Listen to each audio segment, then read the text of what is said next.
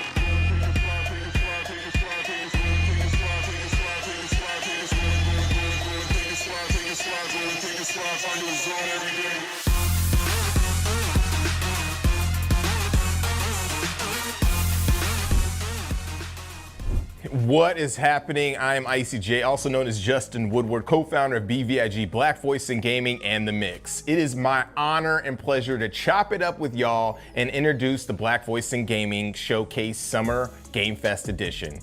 If you have seen the show before, you already know that our mission is to amplify Black voices at the intersection of gaming and culture.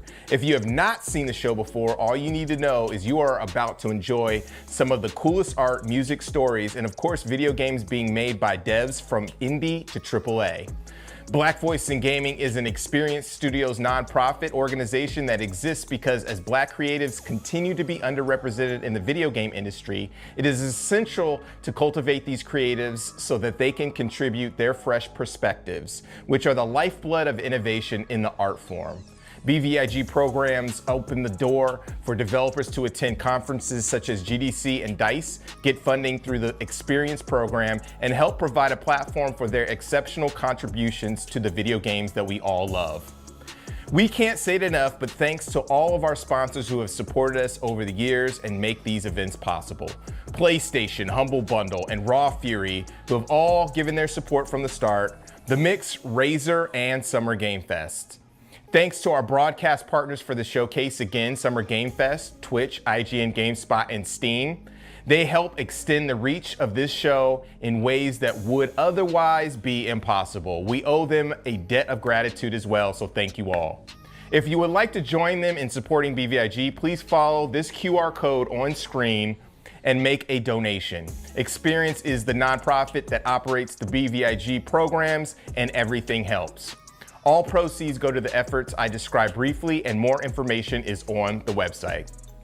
Today's showcase has a prime blend of games, developer interviews, music, and hype. So let's get it started as I pass off the mic to our hosts, Derek and Destiny, who are gonna get things popping.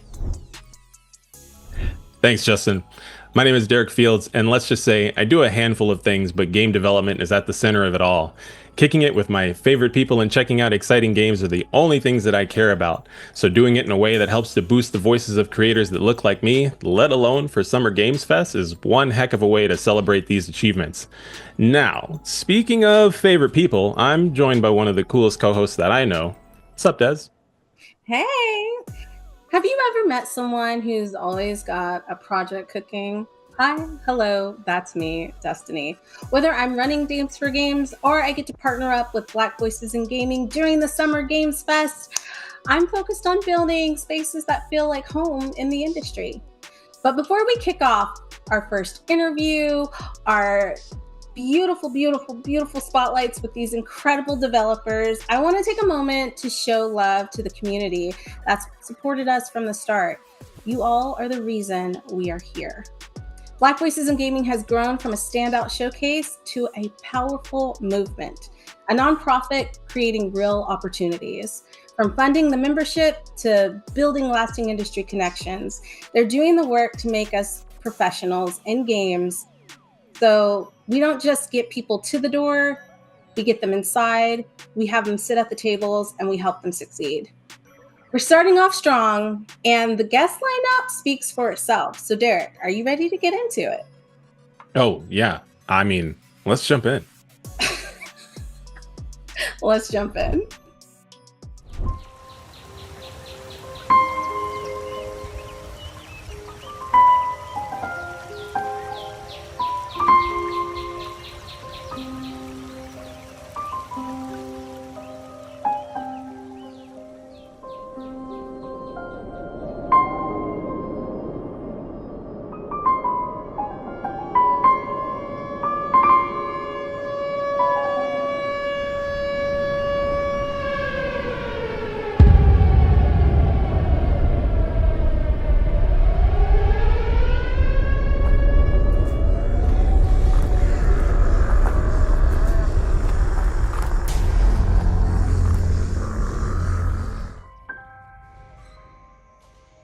Hello everyone, welcome to Ayasa Shadows of Silence, a journey into a world where mystery, horror and puzzles intertwine in an incredible way.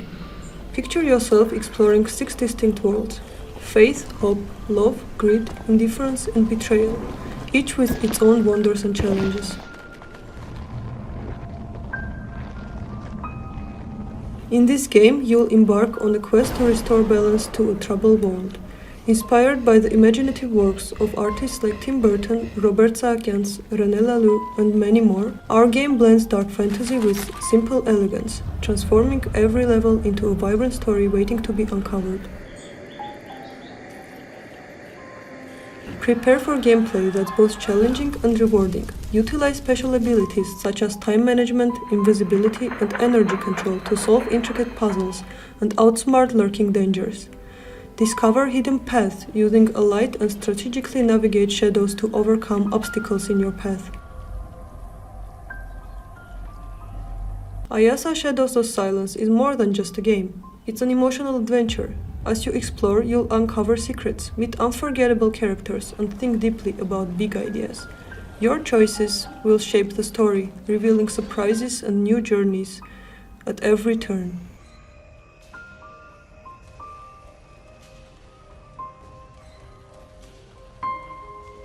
In the world where every shadow hides a secret waiting to be uncovered and every light illuminates a new path forward, the fate of Ayasa rests in your hands, where each decision leads to new discoveries and adventures.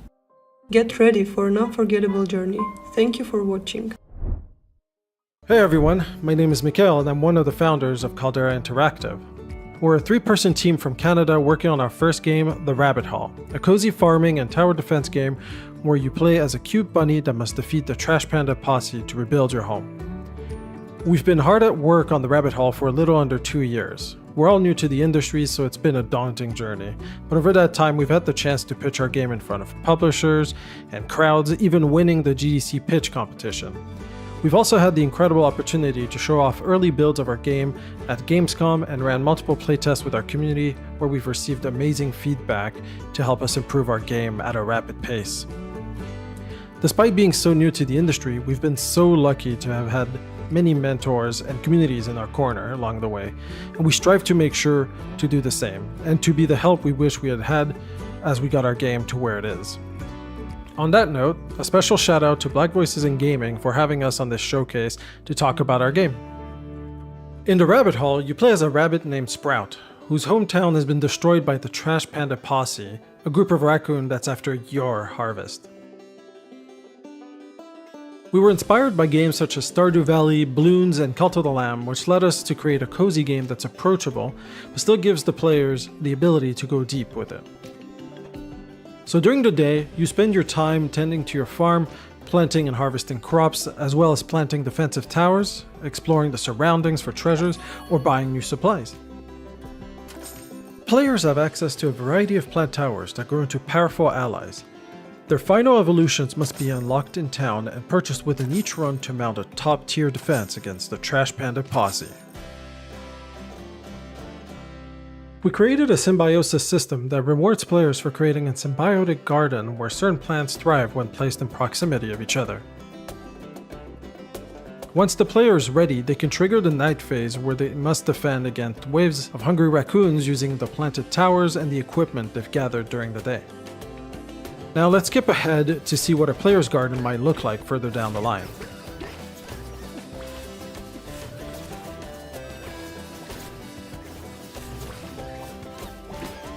Once the player decides to leave or wins against all waves, they are returned to their hometown, where they can spend resources rebuilding, picking new quests, or buying permanent upgrades to empower their future runs. The Rabbit Hole features a lot of different weapons that can be discovered and used to fit the player's playstyle. The game also features a lot of ways to upgrade Sprout's abilities to match the challenges ahead. We're still hard at work and we'll be hosting a public playtest on our Discord server this summer. In the meantime, don't forget to wishlist the Rabbit Hole on Steam and join our Discord for more details on our upcoming playtest.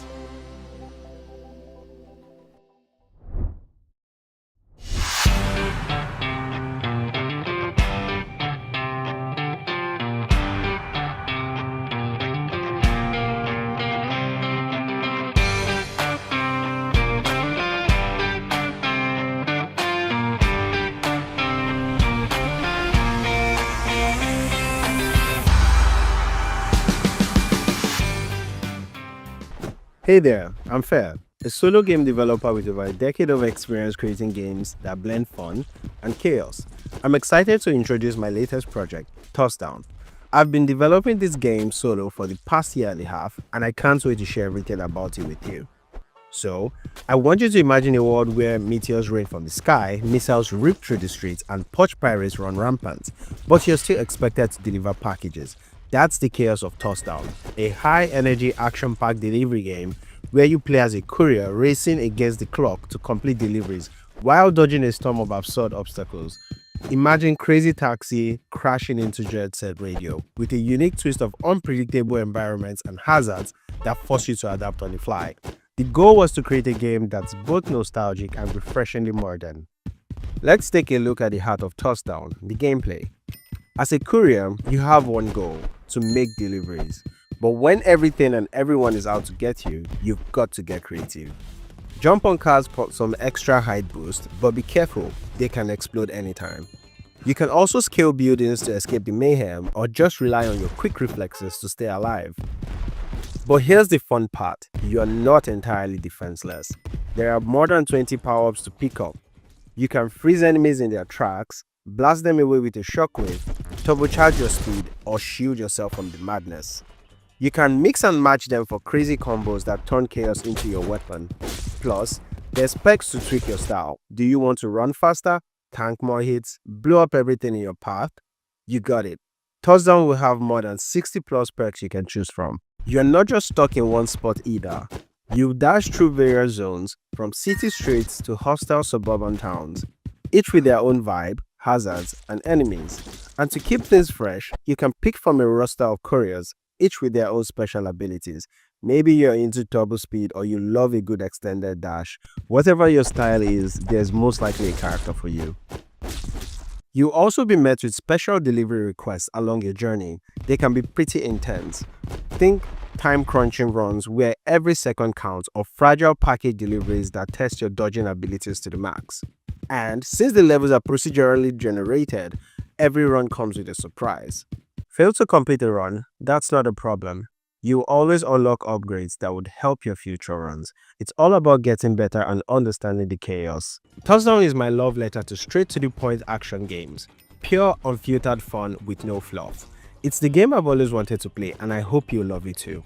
So, if this chaos sounds like your kind of thing, head over to Steam and wishlist Touchdown right now. And hey, if you want to tag along the ride, follow me on social media or hop into the Discord server to join the playtest and share your thoughts. Thank you all so much for watching. Shout out to all of the devs who are flexing their games and showing what they've been cooking. Ayasa Shadows of Silence, Rabbit Hall, and Toss Down are looking so hot this summer. Make sure to wishlist, follow, and support all the games on the showcase. It definitely helps them out. Up next, we are going to hop into the trailer from South of Midnight, which is a game that has been blowing up lately, and jump into the mix with Destiny and Derek for an interview with one of the developers at Compulsion Games. Stay locked. There's a fine line between mercy and justice, ain't that right, Hazel Flood? You chose a hard road for yourself.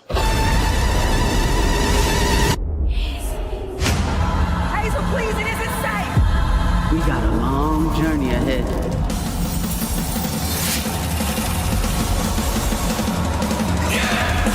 I'm always fast enough!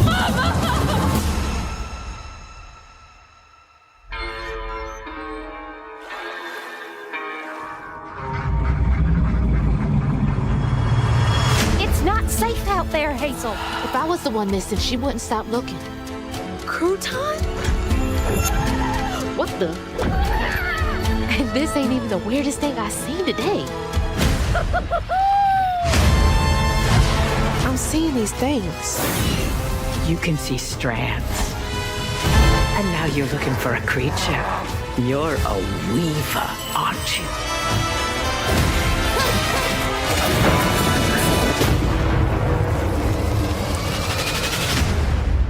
Hello?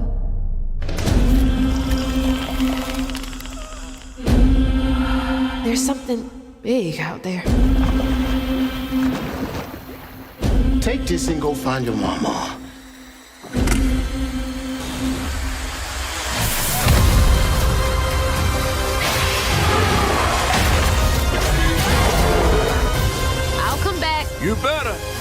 I gotta know how this tale of Hazel ends.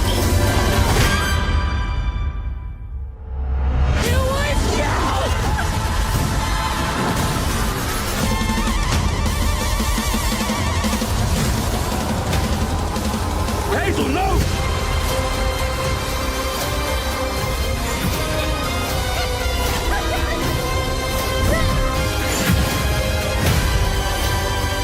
Ends now.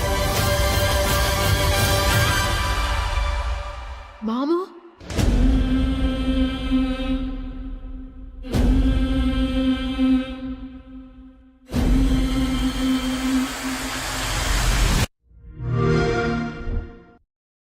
It's cool. It's cool. I love getting a chance to see that trailer over and over again. I can never get enough of it. I can never get enough of it. Des, what did you think?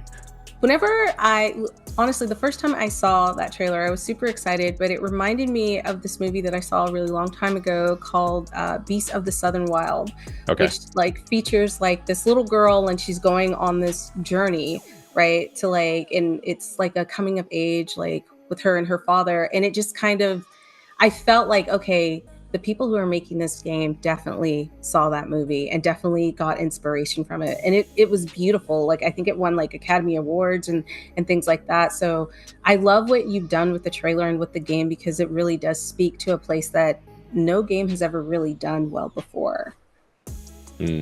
Yeah. I'm really excited to be digging into the trailer, digging into some of these references that you mentioned, Des, which is why this is going to be a really good segue into our next into our exciting guest that we have for the showcase today. That is Zaire Lanier from Compulsion Games. Zaire, how are you doing? I'm doing pretty good. I'm excited to talk to you guys. Yeah. I pin that reference first before we dig into some of the details in talking about this exciting game, South of Midnight. Can you introduce yourself and give a little bit of clarity as to your role at Compulsion? Yeah, I'm Zaire Lanier. I'm a game writer, narrative designer. I've been working in games since 2020, and I was one of the writers on South of Midnight. And I guess that's what I'm here to talk to you guys about today. I wanted to know how you did your taxes, but since we're going to be talking about that, we'll just roll really with that. Poorly. The IRS is probably like at my door too. She's joking. Moving on. I'm joking. Yeah. No, that's great. No, go ahead. It's all you. Oh, okay. We promised we were going to do this back and forth. I don't know if it was my turn yet, but I'm catching the ball. It's your turn now. So, thank you. What I wanted to know is, like you said, you got into it in 2020, but I know from my own story, like the reason why I wanted to get into games was because I wanted to see more representation. Working on a project like this, where you're getting to write Black characters and talk about like history and some of our culture, like how did that make you feel? It really means a lot to me. I've been playing games for a decent chunk of my life, but a lot of it was when I was younger, especially it was like Call of Duty or, goofy stuff with my cousins, which the games have narrative, but I don't consider them necessarily like narrative, like strongly narrative games. And, I've enjoyed all these characters. And then as I got older, I started playing like Mass Effect or The Last of Us, games that are really well known for their story. But I didn't, and even though I enjoyed those characters, I never really saw characters that looked like me all that often. So for me to be able to put that out into the world, so someone who, plays their first game at like 12 or 13 or something, or even younger, for them to see someone that looks like them or like their mom or their little sisters, like that means just so much to me. Just because it's not something that happens very often in games. Right. As you were sharing that, you mentioned narrative, and you've also identified your role as a writer at Compulsion Games. For people who are considering entering the games industry or maybe navigating those opportunities now, can you help to create a distinction between what is writing for games and what is narrative design? That's that's a really big can of worms. Yeah. I feel like that varies from like studio to studio, and it just kind of depends. What does it mean for compulsion would be a better question. Yeah. So for compulsion, I think a writer does a lot more concepting of the story, the different zones that the game takes place in. I wrote like a ton of cutscenes, self-talk, readables, like that kind of stuff. And narrative design is kind of the narrative delivery systems that go into the game. So how do the readables connect with the overall story of the game? What does it mean for the in-universe mythos? What are we trying to convey to the player? Because that aspect of it is more interactive. You're watching a cutscene, it's a little bit more passive, but narrative design it's everything from environmental storytelling to if you play the game, like Mahalia's Weaver symbols, like what do those mean? Working with art to make that symbol meaningful. So I think it's a little bit more, not quite technical. I mean, I think it is technical, but it encapsulates more than just like writing pretty cutscenes and like nice sentences. It's how is this going to work together in tandem with like art, music, level design, and all that other stuff. I love that. I think that's a great definition, just because I don't know if I would say the way you explained it in my head, narrative design is more world building, whereas like a writer, you're giving them the scenes to write and the world is already kind of being created, but there's still a bit of back and forth, right? Yeah. That's how I've always looked at it. Oh, yeah. Sorry. Yeah. No. The line is definitely blurred. Like I do a little bit of narrative design. My friend Danny, who works on the game, she does some writing. We collab with each other. But I definitely, the narrative design, I think, is her specialty. And she's very good at that and presenting these ideas. Like I'll have an idea and she'll be like, all right, well, how do we present this to level design so that it makes sense? And I'll like look to her for her leadership on that. And we help each other on cutscene and stuff. So it's all a group effort. I think we all kind of bleed into each other's specialties a little bit. But I do think there is a distinction. Did you guys meet on this project, or did you know Danny before then? And how is that working with like another friend? Because I know a lot of people, they make friends at their job, but like having somebody that you've known for a while and then kind of being able to work with them to create something so special. Yeah, I have known Danny for a bit, a couple of years now at this point. We met on Twitter, which is how I've met super probably random. 80%. But I love it. But like 80% of the people I know in games, I know through Twitter because I was in the Midwest and I wasn't in a gaming city. So that was pretty much the only way I had to get to know people. But I ran a Kickstarter and I asked her to, it was a horror anthology type thing with cryptids, and asked her if she would like to write one of the entries in it. And Danny also runs her own small studio. So I knew she knew her stuff. She's very professional. And I was like, hey, like we're hiring, if you would like to apply. And I mean, she got the job because she's very good at what she does. So it was really nice to have someone I know on the project with me, but also someone who is familiar with the culture we're working with. They have those Southern connections as well. And someone that I just like know we work pretty well together. It was very, I'm very proud of the work we did. And it meant a lot to be able to do that with her, because it's not something that I wanted to do by myself, like have that on my shoulders necessarily. It was nice to have someone to like share that with and bounce ideas off of. I love that. I was one of those cryptid backers, by the way. I remember that. You said that and I was like, that's where we probably connected online. There's a when it comes to narrative and a lot of the aspects of the game, I've had an opportunity to consume a lot of the tangential information surrounding South of Midnight, and one of which was this very documentarian style coverage of how you and the team really immerse yourselves in the environment. And when I think about that, South of Midnight mythology is deeply woven throughout the entire game. And of course, like going into another environment to immerse yourself in different aspects of mythology. How did you navigate that? What was important to you? What did you discover along the way? So one thing I really liked about working with Compulsion on this was they knew what they didn't know. And I think and they were okay with that, and they wanted to get the right people to make it as authentic as they could. So the team did visits down to the South. They were in multiple states, multiple times, lots of different communities. For even down to like the sound design, they had people out in the swamps with parabolic microphones, capturing the sounds of insects, of birds, and they did it multiple times throughout the year. And so I think Compulsion, because they were so willing to lean into that authenticity, and, we had references, so, Beast of the Southern Wilds, Night of the Hunter, Eve's Bayou. I, read some stuff on my own, really getting into the nitty-gritty of the genre and seeing how that meshed with culturally what we're doing, being culturally sensitive to the people in the South, because you don't want it to come off as very stereotypical.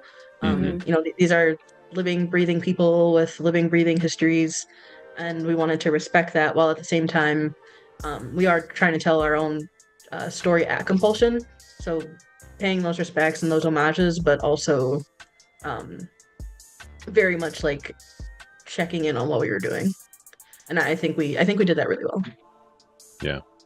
No, I agree. I think from everybody who I've talked to who have played the game and who are from the South, I'm in Tennessee, and a lot of my family is from the South on my dad's side. It felt like a love letter. It felt like something, I don't know how to explain this, but like you can tell when people put their heart into something and their passion into something, because it comes across when you see it, and you're like, they really cared about how they wanted to portray these characters and their story. And all of the characters are so layered, which is really nice because they felt real. Like you felt like that person used to live down the street from me, like honestly. And I was saying, like with the Rue reminds me of this other character from another show that like I connected with. So I think you guys did an incredible job. And I think what I can appreciate about Compulsion Games is that they did hire people of color, Black people, to help tell that story. And that is so important, because you get some of these rooms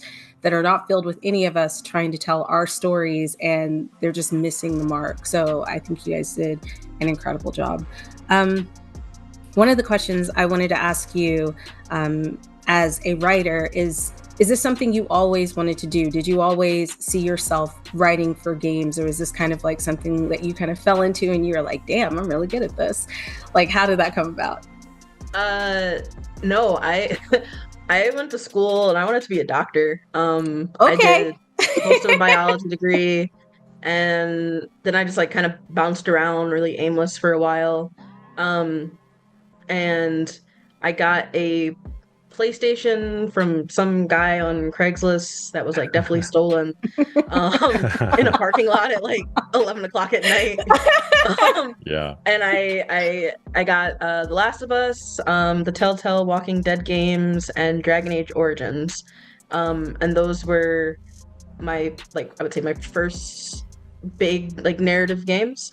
That's not true, actually. My grandmother got an old school Xbox, the original Xbox when it first came out, and I had Knights of the Old Republic. I played that when I was like 12, and I was like flabbergasted. I was floored. I remember running my grandma and being like, "Oh my god, the big twist!" And she didn't know what was going on. She's like, "Oh, that's great! Oh, I'm so glad you had fun." And I was like, "Yeah," but I hadn't really gamed in between, the original Xbox and getting a PS3. But I played those games, and I was like, "Oh well, someone has to write these," and I had never thought of that, because when you think about English degree, you're like, oh, or a writer, you can write books, you could be a teacher, and that's all I could really think of. So then I just hopped on Twitter and I followed a writer who worked on the Walking Dead series, the Telltale series. And I went through everyone she followed, and if it said game writer or narrative designer, I followed them, and I just started being like borderline annoying. I was just like, how do you get the games?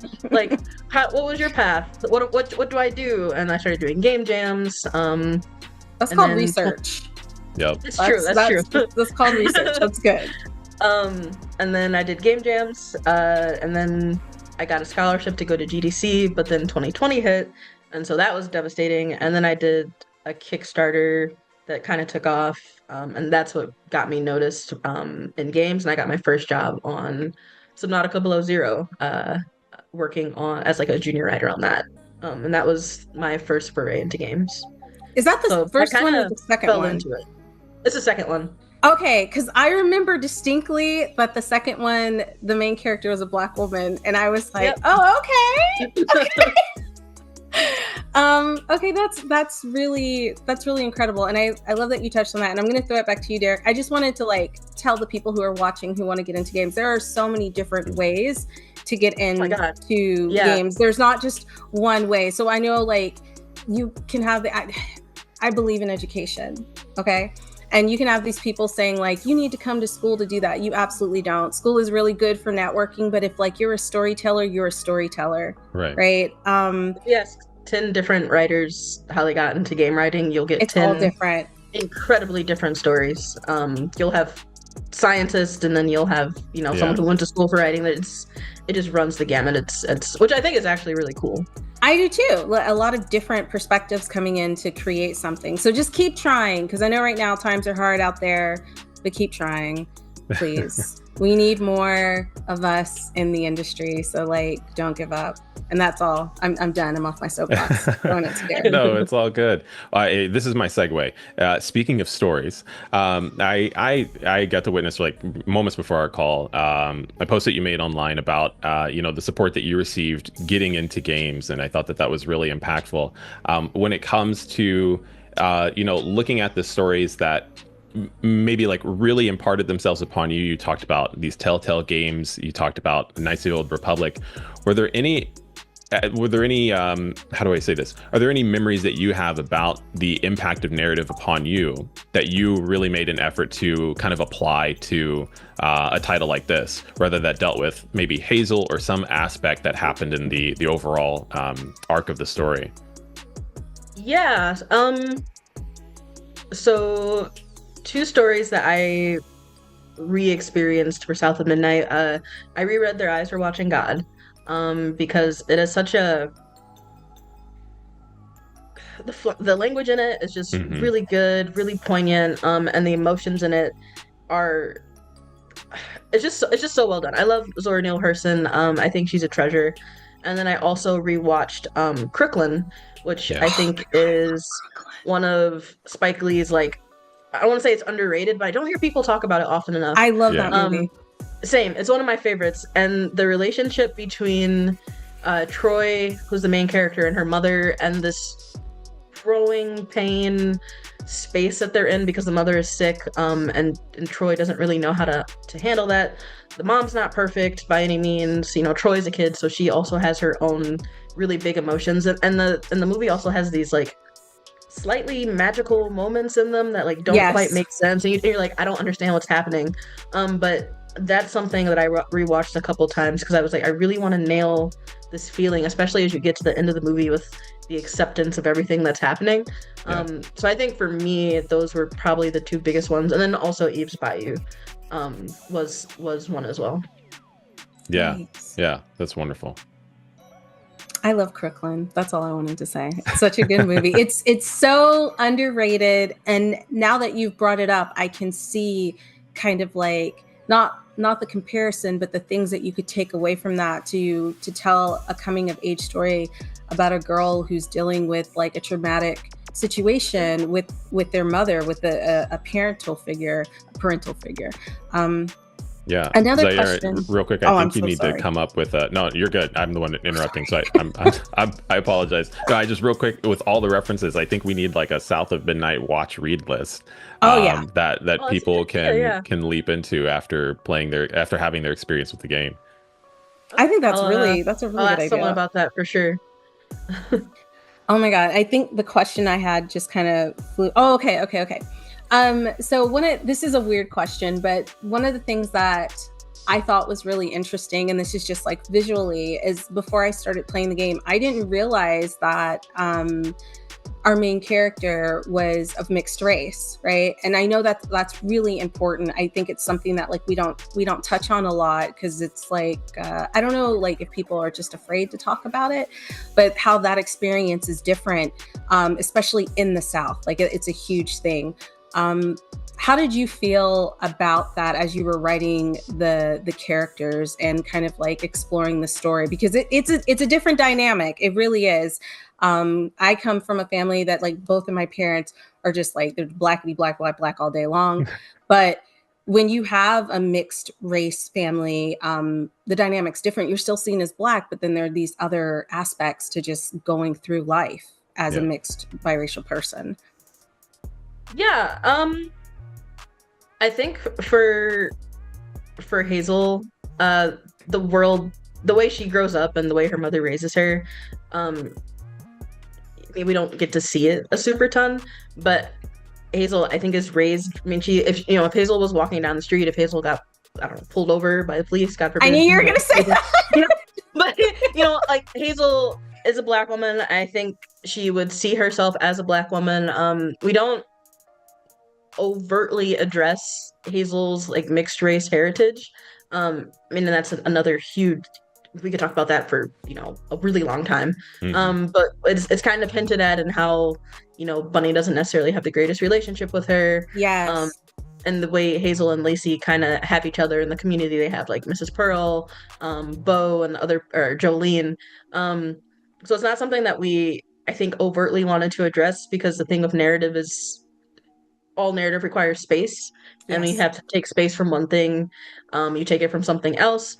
And so sometimes in a story you have these ideas that you put out there, but you can't necessarily address them as much as you want to, or you just kind of have to like put a gloss over it. And I think that's something that happens. So it kind of leaves it open for discussion and open for interpretation.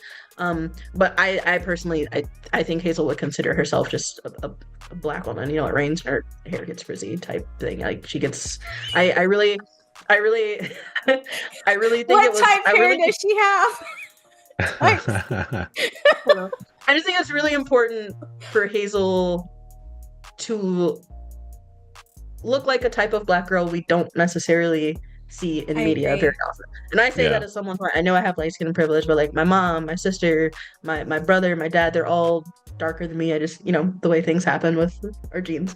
But I thought that was very important. I want people to identify with that and have that person to look up to.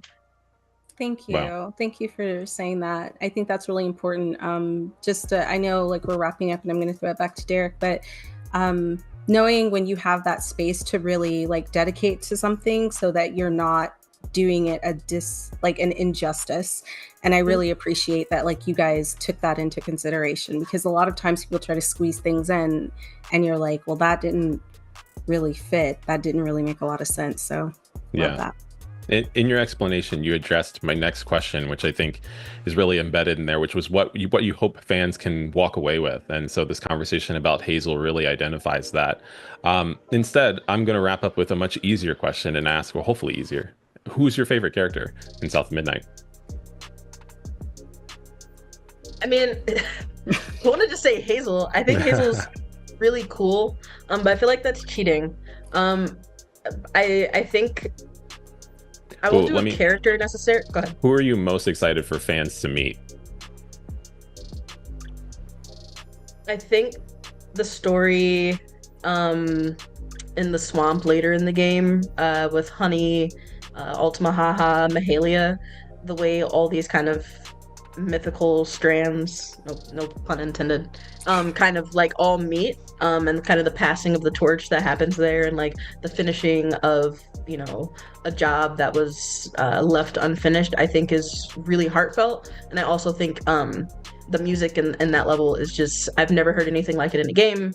It felt very, very personal. I think a lot of people can identify with it. It's music they might have grown up with, even if they didn't go to church. It's like it's just a part of Black American culture in a lot of ways, and I feel very proud to have contributed to that in any kind of way. I think it's very, very cool to showcase our culture in that way. Hell yeah. Hey there, I'm Data Dave, a Twitch ambassador and voice actor in the gaming industry.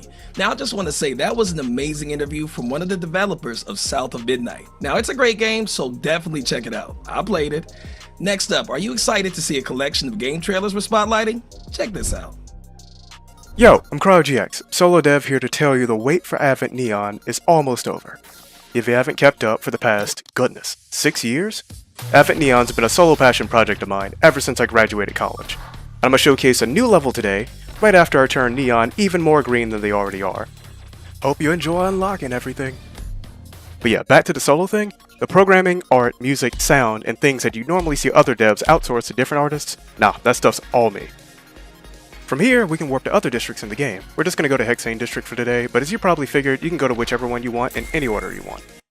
So yeah, here's the Hexane District hub, and the first level, we're just gonna go straight in. And beat my last score while I'm at it. So yeah, if you're playing these levels in order, this stage will formally introduce you to grind rails, as every platform is cooler with them. Hey, I don't make the rules, I just pretend to know what they are. This game's got some depth too. While these rails let you go fast on them, the momentum from them will carry over into a high-speed run once you get off of them, which you can use to instantly wipe out enemies if you can maintain that speed. Observe. Yup. But yeah, that's one of those high skill ceiling expression things. Wait a second. Since I ignored that hive earlier, a wasp enemy followed me, tried to hit me, but I dashed right as I was about to get hit to freeze time and counter. No, get me out of here. Mastering the entirety of Neon's moveset, as well as the level layouts, will make you look absolutely godlike to other players. But that level of mastery is not required by any means to enjoy the game. It's always funny to watch that one's parts bounce through that little tunnel there. And now we've got penguins outside of their natural habitat. This one in particular dies. And I guess this one here wants revenge, but no. You know, I initially came up with the idea of this game when playing Mega Man ZXA as a kid, and I was like, I'm tired of shooting, I only want to melee, and I want to dash in all 8 directions. Fast forward to games like Celeste and Spark the Electric Jester coming out, and I learned those ideas were really fun on principle. Almost at 100%. Ooh, finally max power! And I lost it, just like that. To explain, that percent counter at the top left of the screen, that is Neon's resonance. It acts as critical hit rate if you're familiar with that general mechanic. It goes up as you fight and collect the green triangular nodes across the stage, and at 100%, Neon transforms and becomes even stronger. But if you get hit without any shields or upgrades, you go all the way back down to 0. So maintaining it will make you really powerful, fast, and cool. Oh yeah, here comes the tricky part of the level. I guess it wouldn't be a railway if there wasn't a train, you know? But yeah, this segment's side-scrolling, so those missiles won't be a threat unless you try to hold forward and speed up. Meantime though, you can tear through all these enemies flying on terrain. And if you're trying to get an S rank for enemies killed, then that becomes a requirement. I meant to say KO, but same difference, right? Oh good, another penguin to kill. I mean KO. Alright, finally got the mini-boss fight here. This design was actually suggested by one of my Kickstarter backers. I think it came out really cool. I do hope they agree.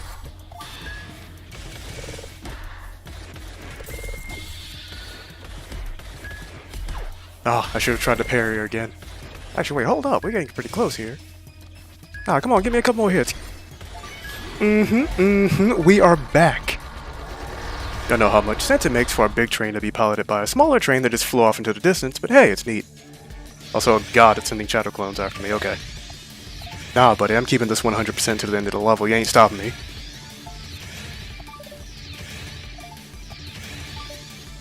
Nice, there it is. Okay, what was that? A rank? No, that's probably an S rank. Ooh, okay. Spoiler alert, that's not the highest rank in the game. See that 98% down there? There's more to be done. But not today, though. I'm just gonna go back to the tunnels area and chill for a bit. But yeah, I hope y'all enjoyed what you saw. That'll be it for my little showcase.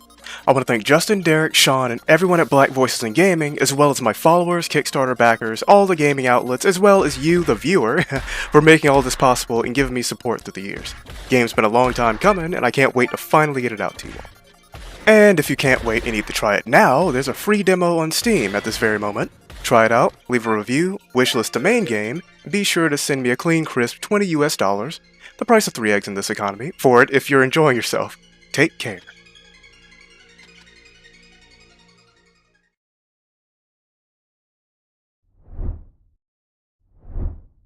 Hi, I'm Tade Ajiboye, a solo game developer from Lagos, Nigeria. and I'm working on a game called Go North. I like to describe Go North as the first immersive maze adventure ever. It's a narrative-driven game where you explore beautiful environments, discover useful items, and solve various puzzles, all while trying to find your way through a variety of unique mazes. I've been developing games for over a decade. This has been mostly freelance work where I build games and VR experiences for companies across the globe. But now I'm finally building something of my own. One of my goals is to contribute meaningfully to the Nigerian game development scene. It's a growing industry, but we're still finding our voice and footing on a global scale. And I think one of the core reasons for this is that we lack proper success stories. I'm hoping Go North can be one of these. I wanted to create a game that blends adventure with a sense of calm. A relaxing, cozy game, wide-ranging enough to be challenging, but not one expressed through technical difficulty.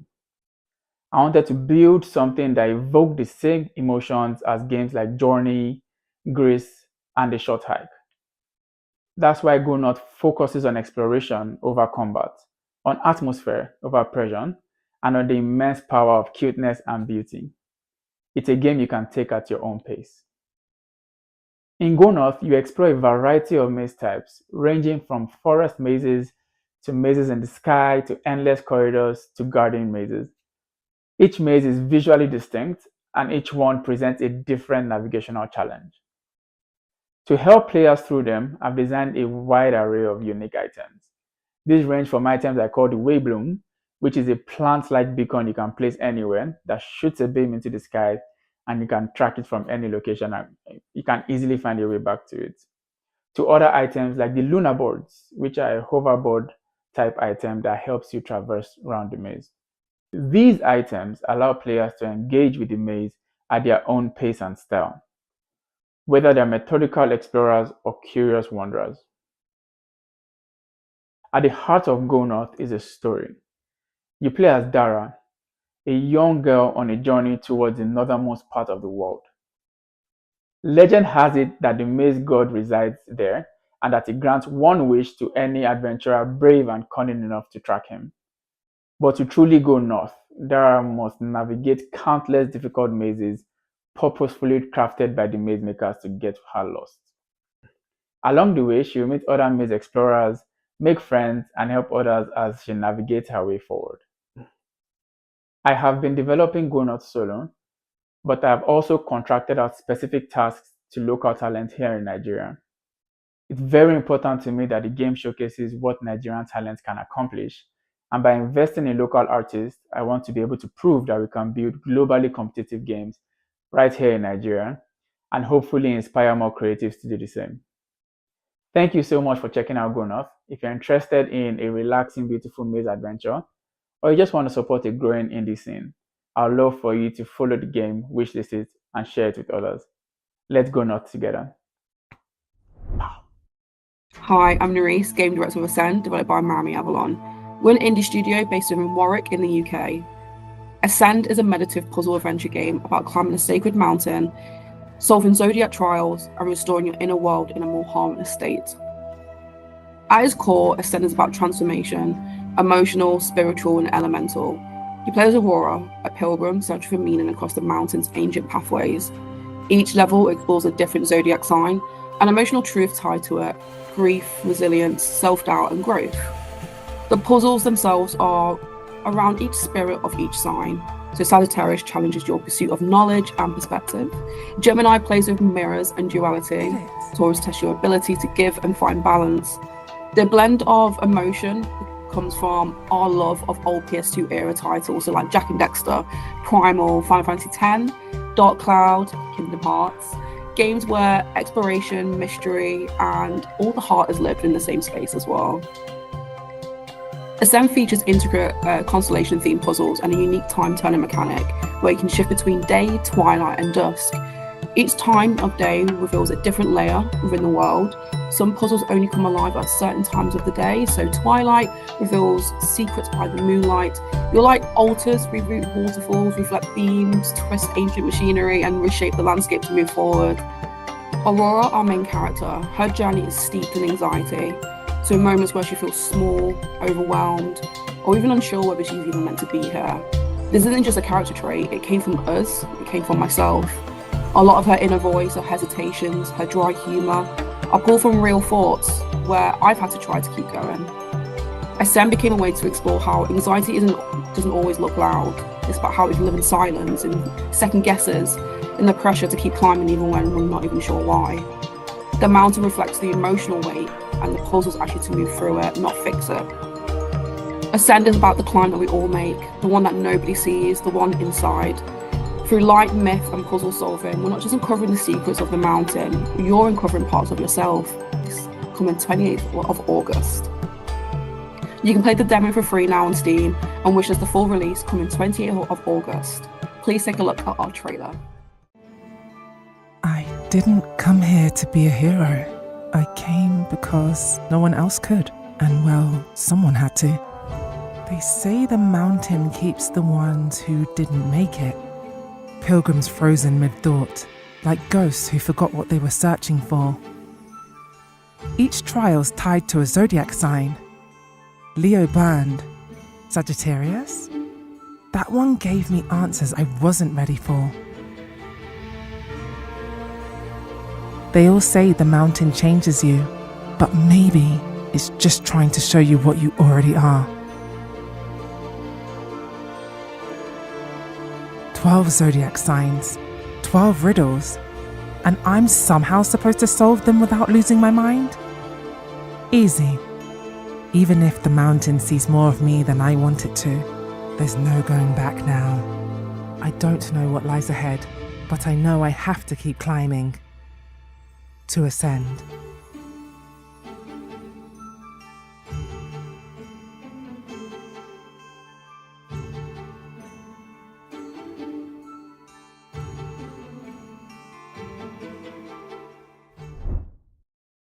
Everything just looks so fun. I cannot wait to play the final build of Advent Neon. I've been following that one for a minute. It just gives me Sega flashbacks.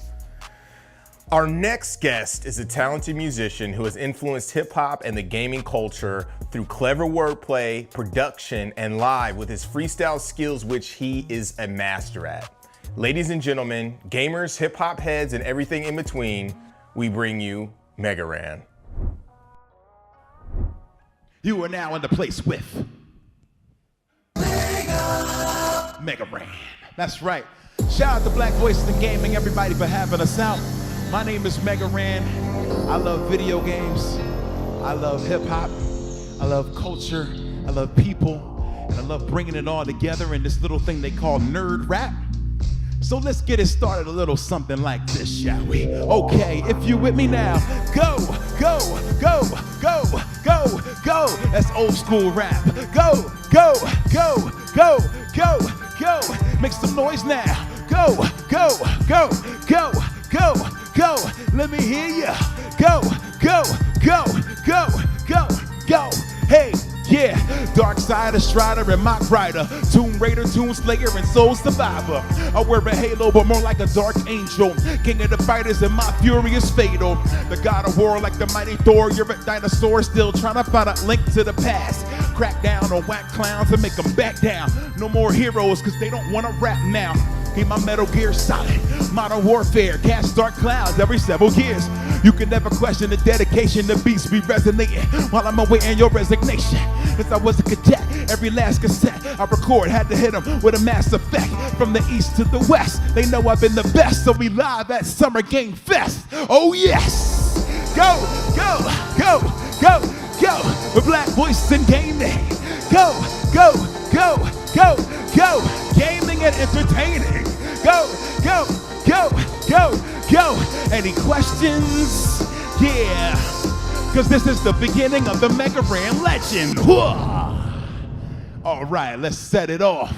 Here we go. We are at the beginning, and it's just getting started. Summer Game Fest is underway. Hope you've been playing some great games and hearing some great stuff. My name is Megaran, and I'm here to give you a little bit of halftime entertainment.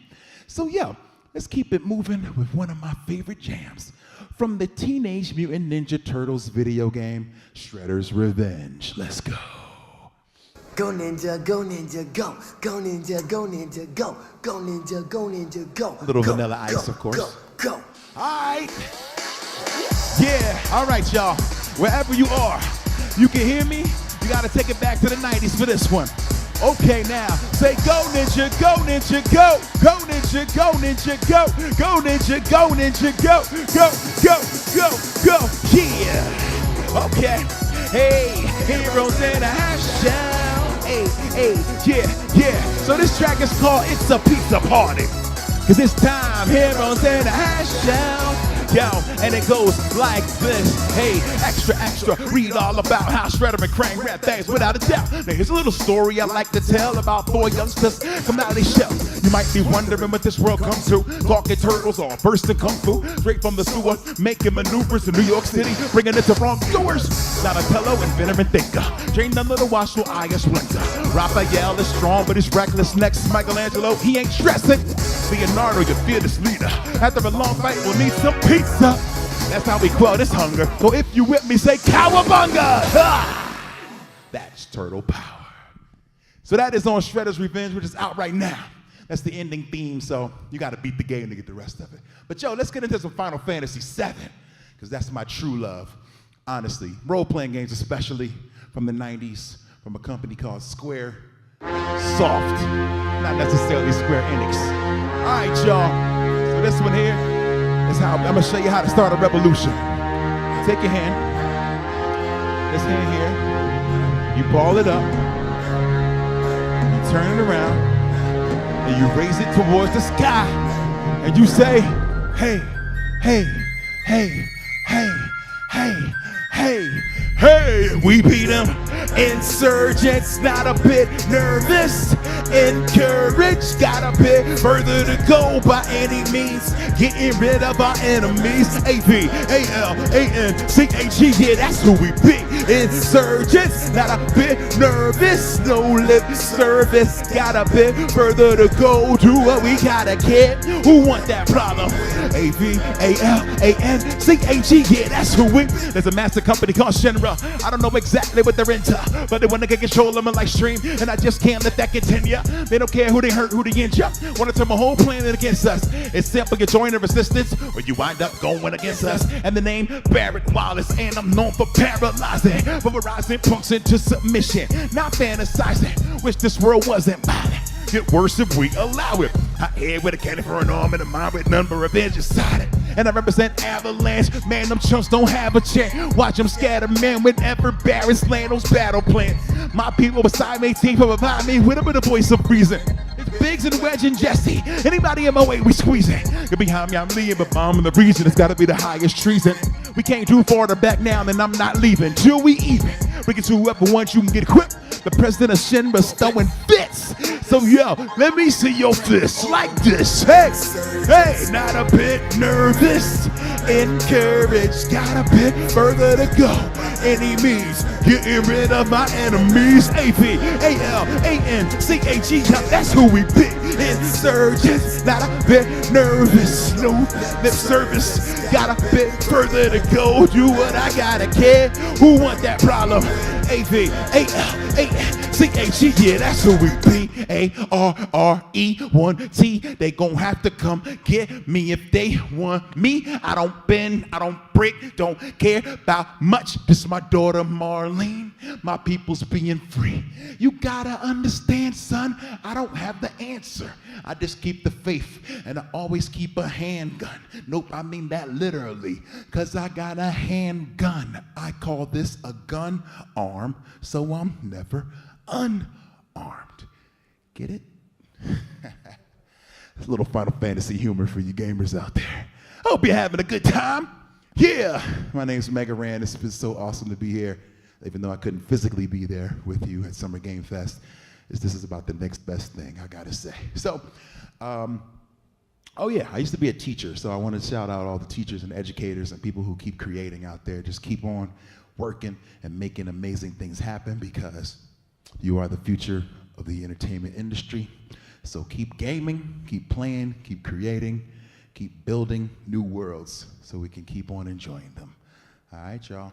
Well, I'm Mega Ran, and I'm out. Peace.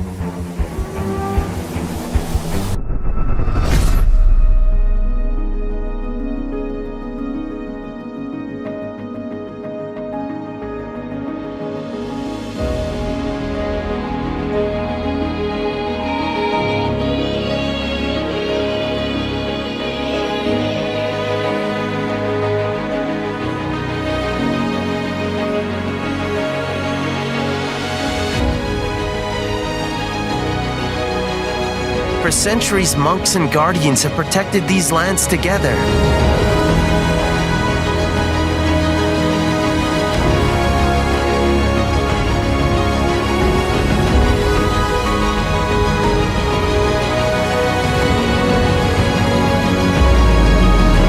The forest is unquiet. This was my home. Sorry, Those eyes, I have seen that fire before. You're just a coward. I didn't ask for this! We're not backing down! Come, let us finish this.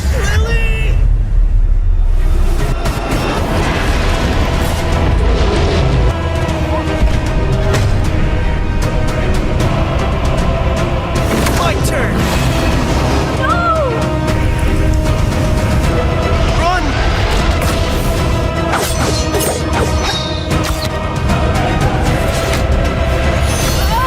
He's gonna regret getting in our way! You do not understand!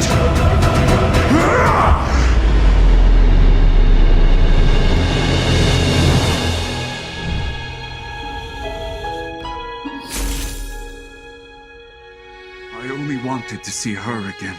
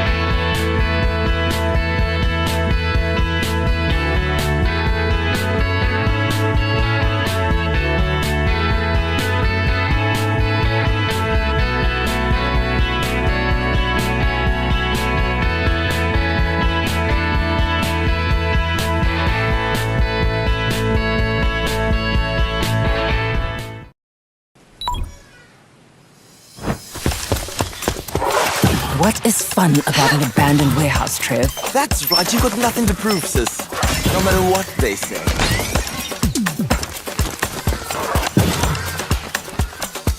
Okay. What's this all about? Treaties were signed, promises made and broken. Is it stealing to take back what was stolen? Stolen? Who is stealing them?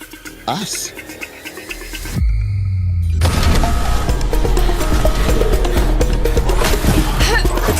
Get out of there. Let me introduce a friend of mine. Smart, agile, and will let you look into places with the tightest security.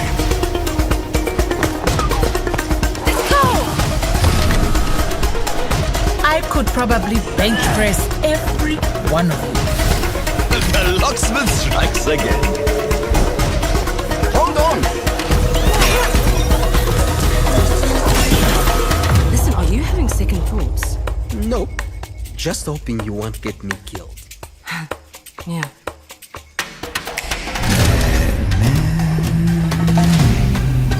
I know what you and your little crew are doing. Nobody threatens my family or my friends and gets away with it. So we are going to do whatever it takes to take back Africa's belongings, and we're going to do it together.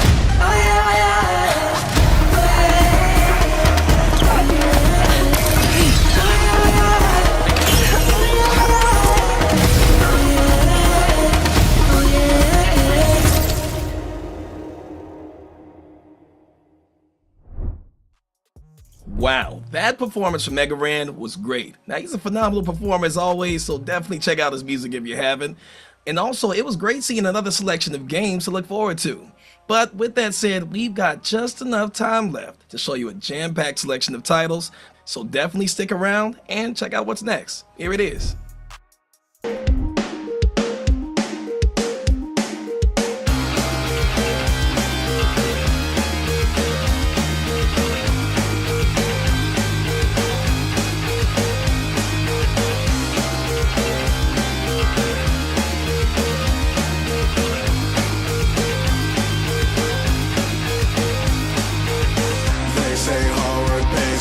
Split the line and you're way over your budget. I'm sick, so sick. Well, you would not believe your eyes if you saw you only made $10 and you got fans across the globe. I swear $10 ain't enough. And I'll say I've been working hard as hell, and all those streaming numbers count, but don't translate to record sales.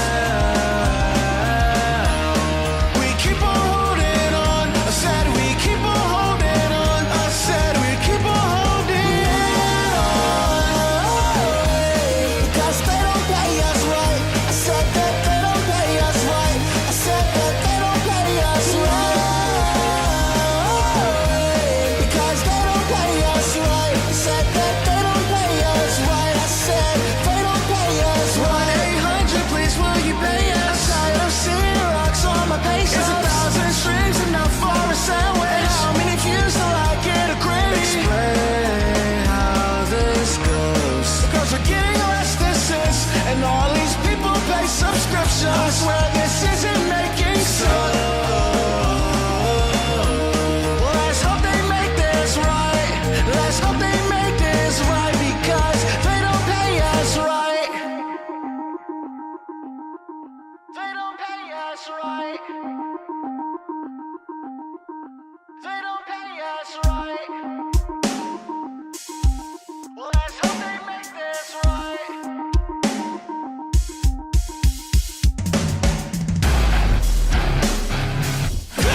What you want? Pay us what you motherfucking know. Pay us what you want. Wow, what a show. Can you believe everything that has happened? Des, how are you feeling about the content that we just had a pleasure of viewing today? Listen, I'm loving the content and I'm loving your commentary. Like, it is keeping me going. I don't drink coffee, but you've got me hyped. And honestly, I am super excited that we were able to like pull this off. It's always a big like production when we're like talking to developers, getting everything in, but everybody like did an incredible job. We had a very dope interview at Zaire. I mean, Compulsion Games coming through with focusing on Black culture and Black stories. Like, what more can you ask for? Obviously, we want more of that, but you know what I mean? Like, that's incredible. But what else do you think? I mean, we had developers, we had a musical guest. Oh, right. Like we got a musical guest. Not only that, but Mega Ran. Getting to be a part of the show was really incredible. So there's so much to be hyped about. It's always a privilege to be able to celebrate the achievements of Black developers and see what it is that they're cooking up on the showcase. And again, for Summer Games Fest. And so getting to put that out there into the world is really exciting, and I get to do it with cool people. I mean, like the coolest. I'm not just dusting my shoulders off, but listen, before we close out, let's just take a second to recognize why this all matters, right? Representation in gaming isn't just important, it's powerful. Every time we spotlight the success of a Black creative, no matter the scale, we're pushing the industry forward. These moments of recognition do more than just celebrate wins. They open doors. They remind people that there's room for them here, that they belong.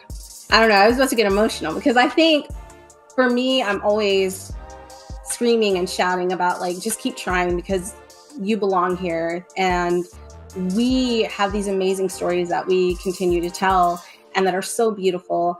And I'm just glad that, hey, this is our first time at Summer Games Fest in this capacity, and they're recognizing the beautiful and amazing work we do. And so like, let's just keep up the good work, everybody. Let's just keep playing the game, and not only playing it, changing it.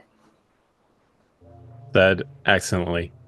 Thank you again for joining us. Thank you for being here. We appreciate all of you. That's it for another Black Voices in Gaming Showcase. We hope to see you again. See ya! And that is our show, baby. Thanks, Derek and Destiny. You guys are amazing. Check out Dames for Games, which has a showcase popping off real soon. Make sure to check out Experience Studios in order to help developers get their games funded and support underrepresented game development. Follow all the shenanigans of Black Voice in Gaming on Blue Sky and across all of our social media platforms that pop up right here. Shout out to all the developers who jumped in to share their games and their babies. Huge thanks and a big dap to our sponsors, PlayStation, Humble Bundle, and Raw Fury, who've all given their support from the very start. Also The Mix, Razer, and Summer Game Fest. Thanks to our broadcast partners for this showcase, Summer Game Fest, Twitch, IGN, GameSpot, and Steam. Extending the reach is definitely helpful. We owe them a debt of gratitude as well. Thanks to all you guys for showing up and showing out, and for all the love. We will talk to you soon. I'm Justin Woodward, co-founder of BVIG. Peace.